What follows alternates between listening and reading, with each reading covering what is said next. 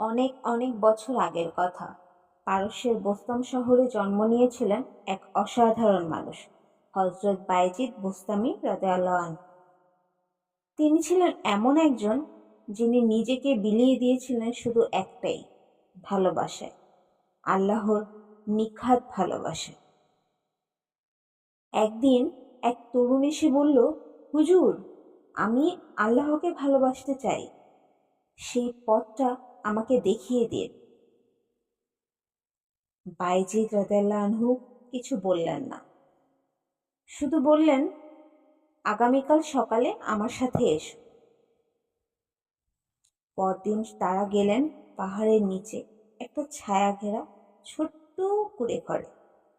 সেখানে শুয়ে আছেন এক বৃদ্ধা নারী। চোখে দৃষ্টিশক্তি নেই, শরীর দুর্বল, তবু মুখে এক প্রশান্তি। তিনি ছিলেন বায়েজীদের মা। বায়েজীদ রাদিয়াল্লাহু আনহু তার পা ধুয়ে দিলেন, মাথায় তেল দিলেন, খাবার খাওয়ালেন, এক নিঃশব্দ স্নেহে।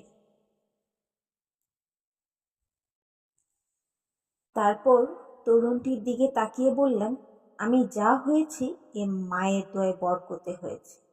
আল্লাহর প্রেম চাইলে আগে মায়ের খেদমত করতে শেখো।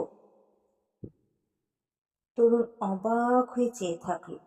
আল্লাহর প্রেম, সে তো শুরু হয় বাবা মার সন্তুষ্টি দিয়ে।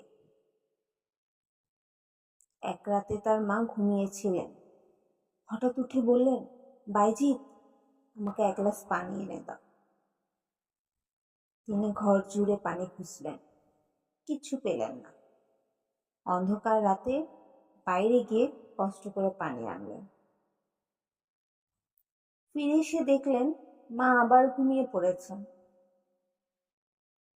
তিনি পানি হাতে দাঁড়িয়ে রইলেন, নিঃশব্দে, ঘন্টার পর ঘন্টা। কাঁপছিলেন শীতে, কিন্তু নড়েননি।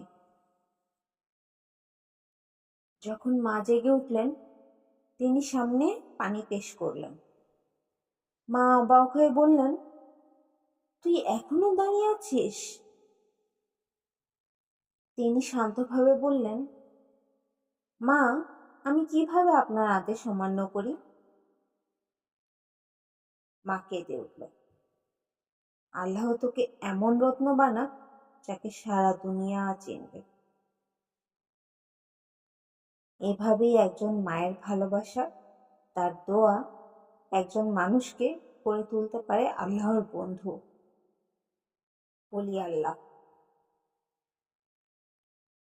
হযরত বায়েজীদ বোস্তামী রাদিয়াল্লাহু আনহুর এর জীবনে আমাদের শেখায়, আল্লাহর প্রেম বড় কোনো আকাশে নয়, তা শুরু হয় মায়ের পায়ের নিচ থেকে।